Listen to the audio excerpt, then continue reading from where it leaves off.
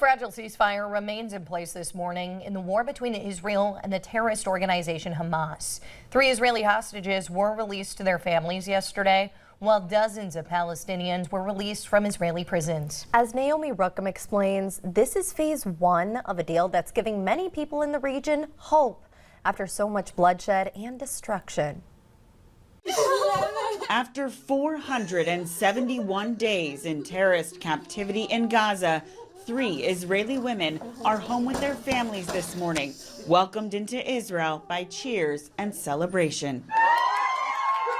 The handover to the Red Cross was chaotic, the women led by Hamas militants and surrounded by a large Palestinian crowd. But 1 year after the brutal attack on Israel, 24-year-old Romi Gonen, 28-year-old British-Israeli citizen Emily Damari, and 31-year-old Romanian-Israeli Daron Steinbrecher are safe. Once this door opens, it must not close.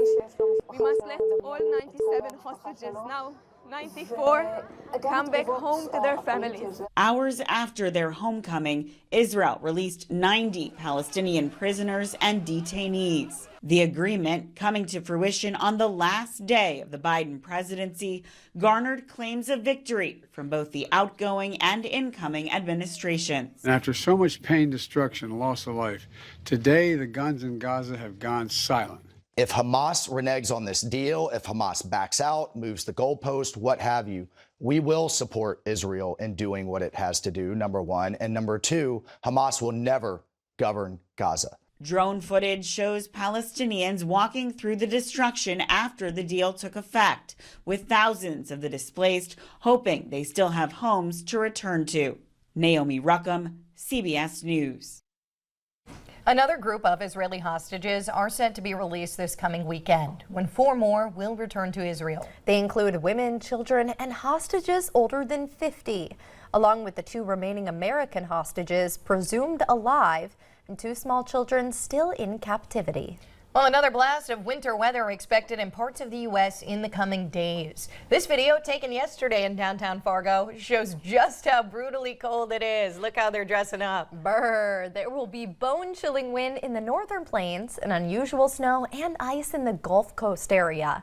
For the details on what we can expect here locally, we're sending things right on over to meteorologist Lisa Green. Good morning, Lisa.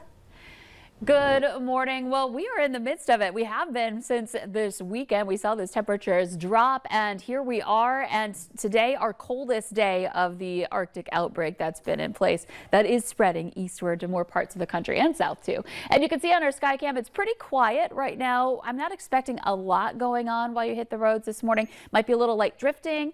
And in addition to that, there are some flurries being reported in a couple of sites, but really it's the cold that is our highest danger, not just for this morning, but throughout the day today. So I've got caution lights for you to maybe just stop and check, make sure everything's good to go before you hit the road. Have your winter survival kit in your car, the layers, all of those things you need in case you become potentially stranded out on the side of the road. This is dangerous temperature range for that, with wind chills down to the 30s to 50s below. So here's a look at our air temperatures. 17 below zero in Fargo. It is 21 below in Grand Forks.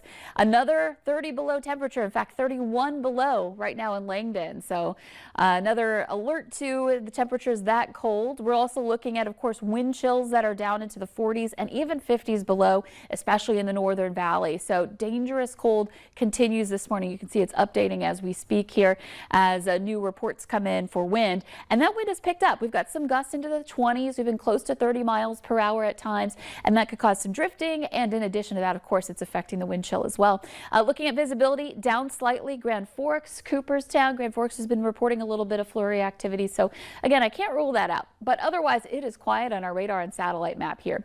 So let's take a look at our temperatures and wind chills today. The numbers on the left here are your temperatures. The ones on the right are your wind chills. And we're starting off this morning again with those very low numbers.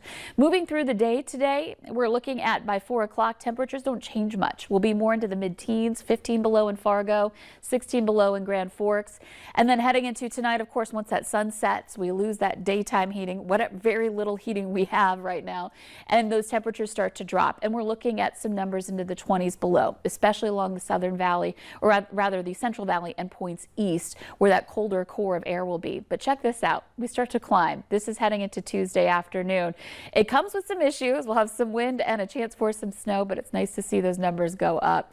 And we are looking at warmer weather ahead in your extended forecast. More on that to come. But first, your forecast is sponsored by Innovative Basement Authority. Well, that was too close. If we keep waiting, it'll get one of us. I know these things can be a real hazard, but groundwater does this to concrete all the time. Water did this. But it's okay. You can lift it back up. Well, let's get lifting. Let's do it. The effects of water can be surprising, but you can. Put water back in its place with a free inspection from Innovative Basement Authority. For a limited time, get $500 off any repairs when you call or go online today.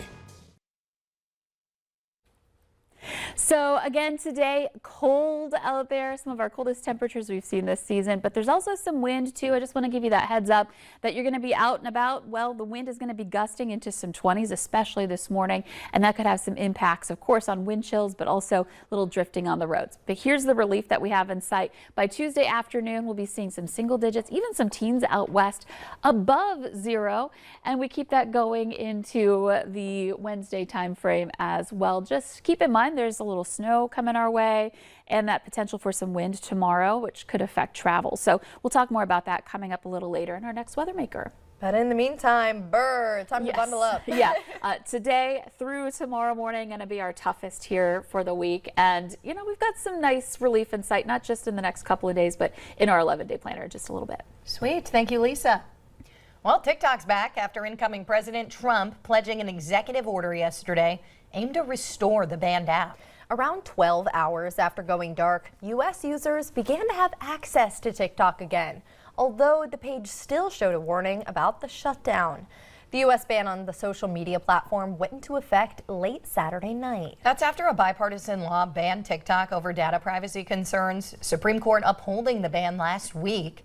However, Trump says he plans on issuing an executive order today after his inauguration to temporarily delay the ban. And as of today, TikTok is back. We won the youth vote by 36 points. So I like TikTok. Trump also proposed that the U.S. could take a 50% ownership position in TikTok as a part of a, quote, joint venture. All right, let's